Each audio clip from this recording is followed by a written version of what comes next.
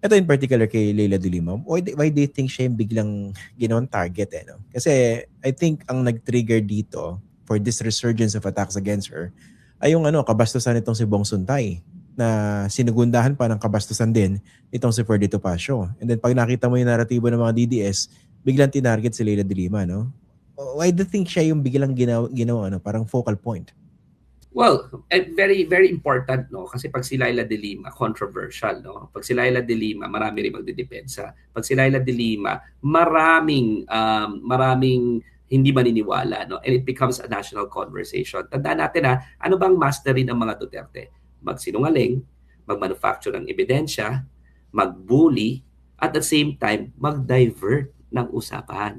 Kasi ano bang usapan? Ang usapan impeachment Hindi ba? Ang usapan, panagutin si Sara Duterte sa paglulustay niya ng pera ng confidential funds. Ang usapan, supposedly, yung bank account niya with Rodrigo Duterte. Ang usapan, supposedly, is yung paglilitis ng tatay niya simultaneously doon sa The Hague dahil sa malawakang patayan.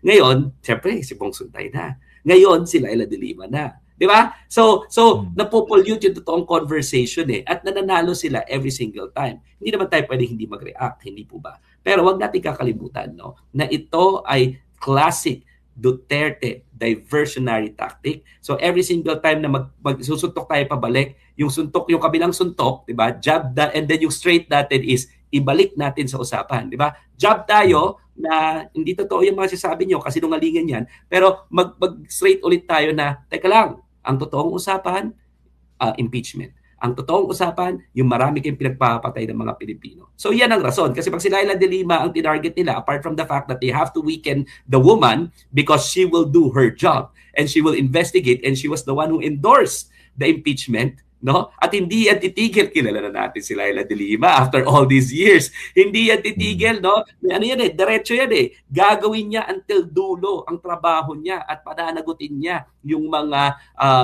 excesses or excessive, no? Yung mga abusive, yung mga bully, yung mga magnanakaw, pananagutin niya lahat yan. So kailangan siyang tamaan, kailangan siya subukan ulit patahimikin, kala nila effective yung formula dati, baka maging effective ulit ngayon, at ida-divert natin yung usapan. Yan ang rason. At pag si Laila de Lima ang target at si Father Flavian target, effective. Kaya nga tinan mo yung DDS vlogger na, di ba, na grabe yung words na ginamit niya, di ba?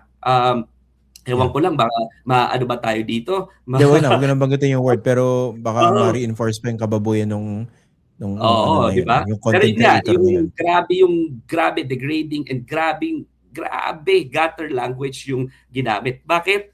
Para magkaroon ng engagement at divert yung issue. Sadya ito. May command sila at yun yung ipaulit-ulit sa kanilang echo chamber. So again, mag-iimbento, i-emblemish yung konting truths, no? And then afterwards, magmamanufacture ng evidence, gagawin controversial, and then, ang sabi nga ni Maria Ressa, di ba, based doon sa kanilang mga pag-aaral, their troll farms will re-echo this narrative that they created so that the truth will not be able to catch up and it becomes the truth of their ecosystem, no? So ganoon yung ginagawa nila ngayon. Gagawin nila to, lahat dami, paulit-ulit, lahat ng mga troll farms nila, tapos pati mga followers nila paulit-ulit and it becomes the truth to them, no? So yan talaga yung game plan. At ang laki ng troll farm ng mga Duterte, ang laki ng ginagastos sila, lalo na kung supported ka ng China, tsaka ang dami na ninakaw nila. Tandaan natin na yung flood control simula ng 2016, ang dami niyang pera ng mga Duterte na pangtustos dito sa well-oiled machinery to do a character assassination of those people who are fighting back. Of course, talaga napaka-sophisticated and comprehensive and of course well-funded kung pag-uusapan natin itong disinformation ecosystem na binabanggit mo, Attorney Dino, no? Pero from your perspective, ano bang pwedeng gawin ninyo, kunwari, from your end, to be able to more effectively deal with such a problem? Ang dati kasi sila yung executive, tapos may kasinungalingan pa sila online. Who can stop, di ba? Who can stop yung mga ganitong klaseng mga tao? Di ba ang justice system? The good thing about it right now, and that's the reason why we also filed, is because there is a little bit more credibility when it comes to the investigating authorities. No? Dati kasi kahit mag-file kami, di-dismiss lang. In fact, nag-file naman kami. i-dismiss lang eh. Ngayon kasi umuusad, binibigyan ng due process yung mga complainants at tinitingnan kahit papano yung ebidensya at tumutulong din kahit papano yung mga investigating agencies to ferret out the truth. Dati hindi eh. No? So sa akin, kaya ngayon, ang tack talaga namin, mag-file ng mga kaso because at the very least, we will have a chance to hold them accountable. Dati lahat yan pinagdidismissan. Kaya nga nakulong si Rodrigo Duterte sa dahig, di ba? Hindi naman dahil wala nag-file ng kaso eh. Di ba? Doon sa mga pulis na ito eh. It's because nag-file ng mga kaso, pinagdidismiss lang lahat yan. Kaya based on court records, wala ni isang na-file. No? In fact, iilan lang yung conviction. Bakit pinagdidismiss nila eh? So, gawin nila ulit to, di ba? So, alam na rin naman to ng gobyerno eh. Hindi nila ulit tulungan yung mga totoong biktima dito. Ano mangyayari, di ba? Again, there will be a need to look for other forums to make sure that they'll be held into account. So, again, right now, kaya kami nag-file ng kaso kasi feeling namin ito ang pinakamalalaking panlaban dito sa mga umaabuso noong at nagpapakalat ng disinformation at nagpa-persecute at nagpa-prosecute doon sa mga taong ginagawa lang naman kanilang trabaho Meron naman tayong mga mekanismo diyan. Okay. Ito bang kaso ninyo na final ninyo laban dito kay Balico at saka dun sa ex-Marines quote unquote? Gaano katagal ba yung proseso rito? Lalampas ba ng 2 taon 'yan? Well, dapat hindi, no? Kasi as I understand it, yung final na yung muna tayo, perjury. Pag file namin yan, dapat yan, i-assign na yan sa investigating prosecutor. Baka nga raw magkaroon ng task force eh. Dahil hindi lang naman kami nag-file. Di ba nag-file din si Senator Yanes, nag-file din si General Anyo. So there might be a need to consolidate this and create a task force to really investigate this, no? Pero hindi pa naka-create yung task force na yan. Pwede rin naman walang task force kasi very simple yung facts eh, no? Very simple yung facts. Totoo ba o hindi? Napatunayan ba nila o hindi? May reasonable certainty of conviction ba? Meron eh. Di ba? Kasi napakalino na kasi ng halingan. Yun lang, the maths doesn't add up. Di ba? Wala ni isang, wala ni isang flight records na magkakasama sila. Di ba? Nila Zaldico, yun yung nakita ko kanina. So, ang hirap patunayan nitong na sabihin, yung mga pinag-akusasyon nila kasi hindi totoo. No? So, ibig sabihin nito, dahil i-assign na yan sa investigating prosecutor, siguro in the next 2 to 3 months, dapat may sampa na yan sa hukuman at dapat magkaroon ng warrant of arrest itong mga sinungaling na ito. Kaya ako tinatanong yung time frame kasi before you know it, 2028 na. Before you know it, nakabalik na sa posisyon yung Duterte. Before you know it, nagbago na yung klima ng politika o yung hangin ng politika. Baka magkalimutan o baka masuppress yung mga ganyang efforts para panagutin itong mga bastos at saka mawalang hiyang ito. Yung cyber libel, medyo mas matagal kasi as I understand it, tutulong pa sa investigation ng NBI para makuha yung IP address ng mga posters, no? Makita kaagad yung certainty na sila talaga yung mga nag-post. So yun medyo mas matatagalan. Pero Christian, yun talaga yung play nila, di ba? Nilalabas nila lahat to sa last 2 minutes, no? With all hoping na sila na yung nasa kapangyarihan at lahat ito ibabasura. Yan naman talaga eh. Yan naman talaga yung game plan and we are aware of that. Pero tandaan nila, ang kapangyarihan kasi pendulum, di ba? Akala nga nila nasa kapangyarihan sila ngayon eh.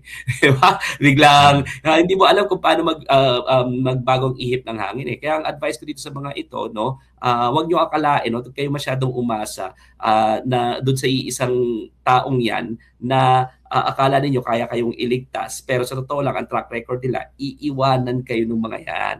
Tapos itataya nyo lahat, pati dangal ninyo, pati yung possibility na makulong kayo for what? No? For what? Pati kaluluwa ninyo, sinasanla ninyo, for what? Yung mga yan, wala namang loyalty sa inyo yung mga yan. Nakita na namin ito, no? They left all the those people that they used. And in fact, they were the ones who were targeting them and their families afterwards. Nga pala, for the record, yung tinutukoy ko mga nasa likod ng kababuyan at kawalang hiyang ito yung mga yung mga content creators, yung mga DDS fanatics, yung mga DDS allies na talaga nagpo-post sa mga kababuyan laban dito kina Leila de Lima at kay Father Flavi. Marami pa kami mga kasong ipa-file ha, Christian. Okay. Pati ko lang yan. No? So, mino-monitor and I just like to tell them we are now monitoring all your mga posts. No, in fact, right now I'm drafting 3 complaints No, 3 complaints. Me and my team are drafting 3 complaints. So ibig sabihin, we will still file charges. Hindi pa rin namin nakakalimutan pala, by the way, ha, yung mga nag-persecute kay Laila de Lima. Yun nga, yung Ha? malicious prosecution. Tuloy ba yun? Malicious prosecution, tuloy na tuloy. Tuloy na tuloy kasi nagsulat kami sa DOJ eh. Di ba naalala mo, para mag-vote to proper investigation sila. Wala pa kasing sagot eh. So I also already received the go signal from Laila to revive that. Meron na yung mga complaints eh. Kaya ipa-file na rin namin yun. Sino most likely kakasuhan nyo rito? Well, definitely mga prosecutors, no? Definitely si Aguirre. Definitely yung mga kumamada nito, no? Na malinaw rin naman na meron naman tayong mga ebidensya. Pinagtuturo naman sila ni Rafael Ragos sa sinumpang salaysay nila eh, 'di ba? At saka clear naman na na-acquit si Laila eh. So very clear that there was malicious prosecution because she was acquitted, no?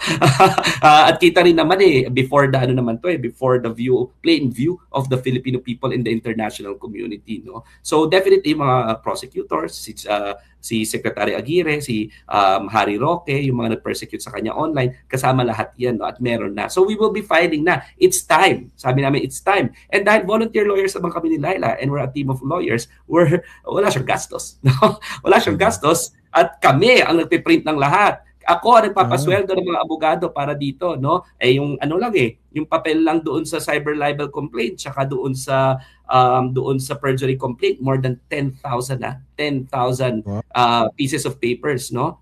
Sheets of papers yung print namin the night before. Isang kariton 'yan. Ako lahat ng gumagastos yan kami. Bakit? Kasi yung tama eh. Ayaw na namin pasakitin yung ulo ni Laila de Lima. Nagdusa na siya, nagsuffer na siya para sa bansa. 7 taon para sa bayan. No? This is the least that we can do and we're happy to do it. In fact, we're the ones who's telling her to do it. No? And we're volunteering. So para malinaw ha, gagawin namin to dahil kailangan, dahil ito ang dapat at si Laila de Lima walang gastos dito. Kaya nga sa kanya, okay, let's do it because it's the right thing to do and you are all behind me and alongside me anyway.